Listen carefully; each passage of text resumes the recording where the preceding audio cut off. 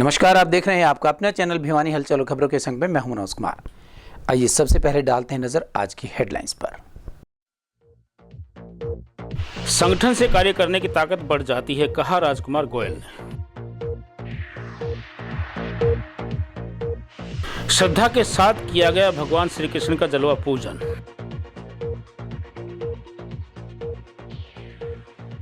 बुआनीखेड़ा से कांग्रेस प्रत्याशी ने फौजी के आरोपों को नकारा। हिंदी भाषा देश की संस्कृति और संस्कारों की भाषा है, कहा अशोक बुआनीवाला ने।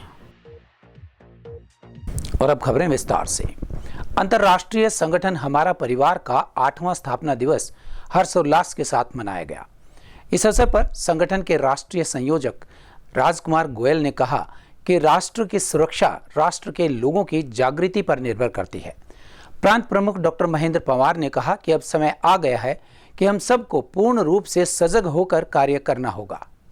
हमें सदैव भाईचारे में विश्वास रखकर एक दूसरे से प्रेरणा लेकर आगे बढ़ना चाहिए। सुशील बुआनीवाला ने कहा कि संगठित होकर हम जो कार्य कर सकते हैं उस कार्य की ताकत और अधिक बढ़ जाती है। कार्यक्रम में मुख्य वक्ता के रूप में बोलते हुए संगठन के राष्ट्रीय संयोजक राजकुमार गोयल ने कहा कि राष्ट्र की सुरक्षा राष्ट्र के लोगों की जागृति पर निर्भर करती है। उन्होंने भगवान राम और श्री कृष्ण का उदाहरण देते हुए कहा कि किसी भी कार्य को संपूर्ण करने के लिए उस कार्य में पूरी तरह से लगन के साथ उतरना पड़ता है, उस कार्य की सफलता को जो दर्शाता है। संगठन प्रांत प्रमुख डॉक्टर महेंद्र पंवार ने कहा कि अब समय आ गया है कि हम सबको पूर्ण रूप से सजग होकर कार्य करना पड़ेगा और आने वाली पीढ़ी को संस्कृति और संस्कार के साथ तैयार करना होगा। सचिन जैन ने कहा कि हमें सदैव भाईचारे में विश्वास रखकर एक दूसरे से प्रेरणा लेकर आगे बढ़ना चाहिए। सुशील बुआनीवाला ने कहा कि संगठित होकर हम जो कार्य कर सकते हैं उस कार्य की ताकत और अधिक बढ़ जाती है। आज के दिन हमारा परिवार ने अपने 7 वर्ष पूर्ण किए हैं। 7 वर्ष पूर्ण होने के पश्चात पूरे देश भर में वार्षिकोत्सव मनाया जाता है। संगठन वार्षिकोत्सव मनाने के लिए 3 तरह के कार्यक्रम आयोजित करता है। या तो 100 की संख्या के कार्यकर्ताओं का एक सामूहिक कार्यक्रम हो, या किसी धर्म यात्रा का आयोजन किया जाए, या मेडिकल कैंप। समाज में जो वंचित लोग हैं, जो असहाय लोग हैं, उनके लिए मेडिकल कैंप की सुविधा की जाए। इस तरह से आज भिवानी नगर ने पूरे भिवानी संच के कार्यकर्ताओं के साथ मिलकर वार्षिकोत्सव 110 की संख्या का वार्षिकोत्सव आज यहाँ खुशबू गार्डन रोहतक रोड भिवानी में आयोजित किया है। राष्ट्र प्रेम और स्वदेशी को समर्पित संगठन हमारा परिवार आज उसका वार्षिक उत्सव यहाँ पर भिवानी में मनाया जा रहा है। और भिवानी से ही डॉक्टर महेंद्र पंवार पूरे हमारे हरियाणा के भी प्रमुख हैं और सांस्कृतिक कार्यक्रम और देश की भावना लोगों में डालने के लिए ये आयोजन, पूरे परिवार को संगठित करना, पूरे समाज को संगठित करना, यही इस संस्था का मेन उद्देश्य है। और वर्धमान ज्वेलर्स का बहुत सौभाग्य है कि ऐसे किसी कार्यक्रम में किसी भी रूप में भाग लेना। हमारा परिवार का 8वां स्थापना दिवस है। इस पे मेरे को इनवाइट करने पर बहुत बहुत धन्यवाद। और उसके अलावा जो है हमारे राजकुमार जी गोयल यहाँ पधारे थे, उन्होंने भी काफ़ी उत्साह बढ़ाया और सबको शिक्षित को यहाँ सम्मानित किया गया। हनुमान जोड़ी धाम में जल झूलनी एकादशी के अवसर पर श्री कृष्ण जलवा पूजन के तहत शहर में शोभा यात्रा निकाली गई। ऐसी मान्यता है कि भगवान श्री कृष्ण के जन्म के 11वें दिन माता यशोदा ने उनका जलवा पूजन किया था और इसी दिन को जल झूलनी एकादशी के रूप में मनाया जाता है। इस अवसर पर चरणदास महाराज व जोगीवाला मंदिर के महंत वेदनाथ महाराज ने कहा कि इस दिन मंदिरों में भगवान कृष्ण की पूजा अर्चना करके शोभा यात्रा निकाली जाती है, जिसका सनातन धर्म में बहुत ही महत्व माना जाता है। उनका कहना था कि धार्मिक आयोजनों का निश्चित रूप से सकारात्मक असर देखने को मिल रहा है। इस अवसर पर जल एवं पर्यावरण संरक्षण का संदेश भी दिया गया। भगवान श्री कृष्ण के जलवा पूजन को लेकर युवा जागृति एवं जन कल्याण मिशन ट्रस्ट के द्वारा शहर में शोभा यात्रा निकाली गई। शोभा यात्रा जोगीवाला मंदिर से चलकर हनुमान जोड़ी धाम मंदिर में संपन्न हुई। हनुमान जोड़ी धाम में श्री कृष्ण का स्नान करवाकर अभिषेक के बाद पूजा अर्चना कर 56 भोग का प्रसाद लगाया। कार्यक्रम में सानिध्य जोगीवाला मंदिर के महंत वेदनाथ महाराज का रहा। इस मौके पर हनुमान जोड़ी मंदिर के महंत चरणदास महाराज व जोगीवाला मंदिर के महंत वेदनाथ महाराज ने कहा कि श्री कृष्ण के जन्म के 11वें दिन माता यशोदा ने उनका जलवा पूजन किया था। उसी दिन को जल झूलनी एकादशी के रूप में मनाया जाता है। उन्होंने बताया कि इस दिन भगवान करवट लेते हैं, इसलिए इसको परिवर्तनी एकादशी भी कहा जाता है। ऐसी मान्यता है कि जल झूलनी एकादशी का व्रत रखे बगैर जन्माष्टमी का व्रत पूर्ण नहीं होता। उन्होंने कहा कि इस कार्यक्रम का उद्देश्य यही है कि समाज में नकारात्मक विचारधारा को खात्मा हो और सकारात्मक विचारों का समावेश हो। आज भगवान श्री कृष्ण जी का 101वां जलवा महोत्सव कार्यक्रम हमने मनाया है। जोगीवाला मंदिर से महंत वैद्यनाथ जी के सानिध्य में ये कार्यक्रम शुरू किया गया और पूरे शहर के चौक चौराहे से होती हुई यात्रा हनुमान जोड़ी धाम पहुंची। जलाभिषेक हुआ, स्नान हुआ, प्रसाद हुआ, 56 भोग लगाया गया, महाआरती हुई। तो ये बहुत सारा कार्यक्रम जो है 7 दिन तक जो लगातार चला है। भागवत कथा रही, कथा के साथ साथ में प्रतिदिन यज्ञ रहा, पूजन रहा, तो लोगों ने आनंद लिया है क्योंकि भगवान का 101वां जलवा एक अपने आप में विशेष महत्व रखता है। तो बढ़ चढ़ करके ऐसे लोगों ने हिस्सा भी लिया है। कल भी हज़ारों महिलाओं ने अपनी कलश यात्रा के साथ में अपनी भागीदारी निभाई। बहुत बड़ा आयोजन जो शहर में रहा और हमारे क्षेत्र में तो पुरानी मान्यता है, सब लोग जानते हैं, इसलिए यहाँ ज़्यादा भीड़ रही है। और क्योंकि यहाँ पूरा एरिया क्षेत्र देखने के लिए आता है, भगवान के जलवा झांकी का दर्शन करते हैं और उस पालकी के नीचे से बच्चों को निकालते हैं ताकि बच्चे आगे जीवन में स्वस्थ भी रहें और कामयाब भी रहें। उसके लिए हमने कामना की और ये सब प्रार्थना की है 7 दिन तक लोगों के लिए, समाज के लिए और भिवानी के लिए कि सब कुछ अच्छा रहे, भिवानी तरक्की करे, लोगों में सुख समृद्धि शांति बनी रहे। भवानीखेड़ा हलके से कांग्रेस प्रत्याशी प्रदीप नरवाल को टिकट मिलने पर पार्टी के कुछ कार्यकर्ता इस बात से नाराज हैं कि बाहरी नेता को टिकट दिया गया है और कांग्रेस पार्टी ने अपने ही कार्यकर्ताओं के साथ धोखा किया है। पूर्व विधायक रामकिशन फौजी ने पार्टी से प्रदीप नरवाल की टिकट कैंसिल करने की मांग की है। वहीं प्रदीप नरवाल ने बताया कि सभी पार्टी कार्यकर्ता अच्छे स्वभाव के हैं और उन पर लगाए गए आरोप बिल्कुल गलत हैं। जिन कार्यकर्ताओं ने मुझ पर विश्वास जताया है, मैं उनके विश्वास पर खरा उतरने की कोशिश करूंगा।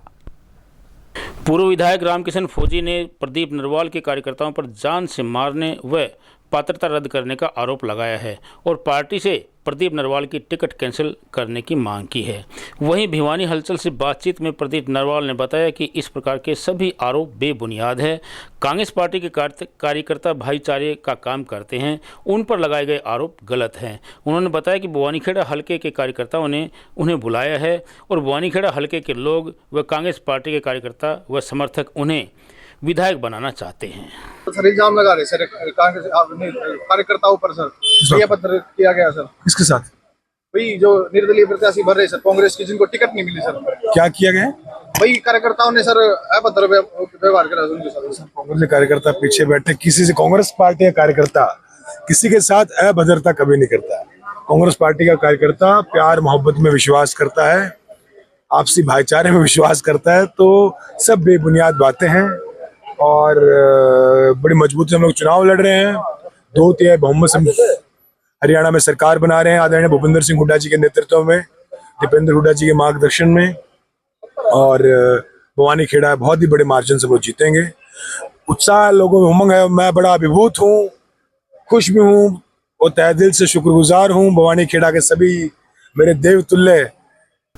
आदर्श महिला महाविद्यालय में हिंदी दिवस समारोह का आयोजन किया गया। इस समारोह में 51 शिक्षकों एवं विद्यार्थियों को सम्मानित करते हुए आदर्श महिला महाविद्यालय के महासचिव अशोक बुवानीवाले ने कहा कि हिंदी भारत के मस्तक का स्वाभिमान है। कार्यक्रम के अध्यक्ष विजय किशन अग्रवाल एवं PCCAI के अध्यक्ष सुरेंद्र लोहिया ने कहा कि हिंदी भाषा अंतर्राष्ट्रीय स्तर पर बहुत पसंद की जाती है क्योंकि हमारी भाषा हमारे देश की संस्कृति और संस्कारों का प्रतिबिंब है और आज विश्व के कोने कोने से विद्यार्थी हिंदी भाषा और हमारी संस्कृति को जानने के लिए हमारे देश का रुख कर रहे हैं। आदर्श महिला महाविद्यालय के महासचिव अशोक बुवानीवाला ने कहा कि राष्ट्रभाषा हिंदी को अभी तक वो दर्जा नहीं मिल पाया है जो मिलना चाहिए। हिंदी हमारे सम्मान, स्वाभिमान और गर्व की भाषा है। हिंदी भाषा विश्व में सबसे ज़्यादा बोली जाने वाली तीसरी भाषा है। कार्यक्रम अध्यक्ष विजय किशन अग्रवाल और PCCAI के राष्ट्रीय अध्यक्ष सुरेंद्र लोहिया ने कहा कि हिंदी वैज्ञानिक भाषा है और हिंदी भाषा से ही देश की एकता और अखंडता कायम है।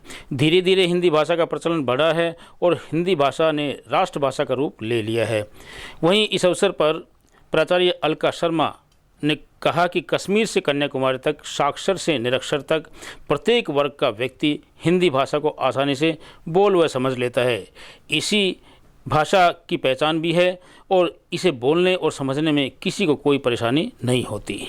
आज का जो हिंदी दिवस है वो उसके लिए मैं सबको शुभकामनाएं देता हूँ, पूरे देश के लोगों को शुभकामनाएं देता हूँ। हिंदी जो है हमारी एक ऐसी भाषा है जो हम कम्युनिकेशन के हिसाब से मतलब अपनी बात भावना को व्यक्त करने का एक अच्छा सशक्त माध्यम है। तो हिंदी हमारी संस्कृति को दर्शाता है और संस्कृति को दर्शाने के साथ साथ जो हमारी विधाएं हैं, भारत की जो खूबसूरती है, भारत के लोगों के अंदर कला है, भारत के लोगों के अंदर संस्कृति है, भारत के लोगों के अंदर जो पारंगता है विभिन्न तरह के पहलुओं पर, उसको भी हिंदी के माध्यम से अच्छे ढंग से व्यक्त किया जा सकता है। मैं समझता हूँ कि आज के इस अवसर पर हिंदी दिवस पर हम लोगों को जो शिक्षक हमने 51 सम्मानित किए हैं उनको भी मैं बधाई देना चाहता हूँ कि एक बहुत बड़ा काम हमने हिंदी शिक्षकों के लिए आज के दिन किया है। मैं हमारे जो अशोक भारद्वाज जी हैं जिनकी संस्था ने ये कार्यक्रम किया है उनको भी बधाई देना चाहता हूँ कि उन्होंने एक ऐसा मील का पत्थर यहाँ पे गाड़ा है इन शिक्षकों को सम्मानित करने के लिए जो किसी ने आज तक किसी संस्था ने नहीं किया। तो मैं इस अवसर पर विशेष तौर पे आयोजकों को और विशेष तौर पे उन शिक्षकों को विशेष बधाई देना चाहता हूँ, हिंदी दिवस की शुभकामनाएं देना चाहता हूँ। हिंदी को जीवित रखने के लिए, क्योंकि हिंदी हमारी दक्षिण भारत से लेके और उत्तरी भारत तक और पश्चिम से लेकर उत्तर तक सारे देश में जो हमारे राज्य हैं उसकी एक मौलिक भाषा है और उस मौलिक भाषा के अंदर आप देखेंगे कि एक हिंदी केवल एक सी भाषा है जिसके सारे स्टेट्स के अंदर आपको लोग मिल जाएंगे।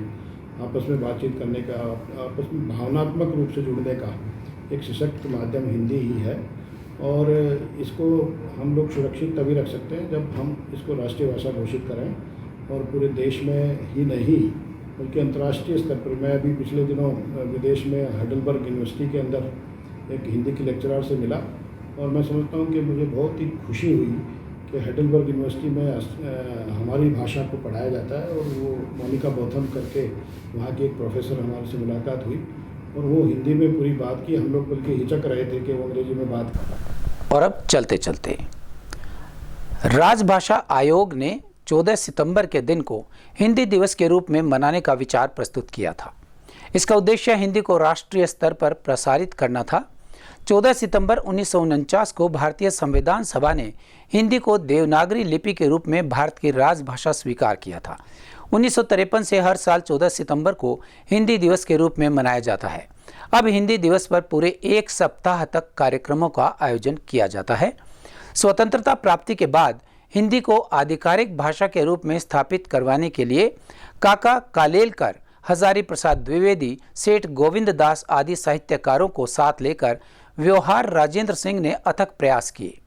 वर्ष 1918 में गांधी जी ने हिंदी साहित्य सम्मेलन में हिंदी भाषा को राजभाषा बनाने को कहा था। इसे गांधी जी ने जनमानस की भाषा कहा था। वर्ष 1949 में स्वतंत्र भारत की राजभाषा के प्रश्न पर 14 सितंबर 1949 को काफ़ी विचार विमर्श के बाद यह निर्णय लिया गया, जो भारतीय संविधान के भाग 17 के अध्याय के अनुच्छेद 343(1) में इस प्रकार वर्णित है। संघ की राजभाषा हिंदी और लिपि देवनागरी होगी। हालांकि जब राष्ट्रभाषा के रूप में इसे चुना गया और लागू किया गया तो गैर हिंदी भाषी राज्य के लोग इसका विरोध करने लगे और अंग्रेजी को भी राजभाषा का दर्जा देना पड़ा। इस कारण हिंदी में भी अंग्रेजी भाषा का प्रभाव पड़ने लगा। हिंदी दिवस मनाने का उद्देश्य हिंदी के प्रचार प्रसार को बढ़ावा देना और इसे अंतर्राष्ट्रीय स्तर पर पहचान दिलाना है। युवाओं को हिंदी के महत्व और उसके साहित्य से परिचित कराना है। बोलने वालों की संख्या के अनुसार अंग्रेजी और चीनी भाषा के बाद हिंदी भाषा पूरे दुनिया में तीसरी सबसे बड़ी बोले जाने वाली भाषा है, लेकिन उसे अच्छी तरह से समझने, पढ़ने और लिखने वालों में यह संख्या बहुत ही कम है। इसके साथ ही हिंदी भाषा पर अंग्रेजी के शब्दों का भी बहुत अधिक प्रभाव हुआ है और कई शब्द प्रचलन से हट गए और अंग्रेजी के शब्द ने उसकी जगह ले ली है, लेकिन लोग और सरकार दोनों ही इसके लिए उदासीन दिखते हैं। इस बात से लोगों को सहमत होना चाहिए कि जब तक वे हिंदी का उपयोग पूर्ण रूप से नहीं करेंगे तब तक हिंदी भाषा का विकास नहीं हो पाएगा। और अब जाने से पहले एक नजर आज की हेडलाइंस पर। संगठन से कार्य करने की ताकत बढ़ जाती है, कहा राजकुमार गोयल ने। श्रद्धा के साथ किया गया भगवान श्री कृष्ण का जलवा पूजन।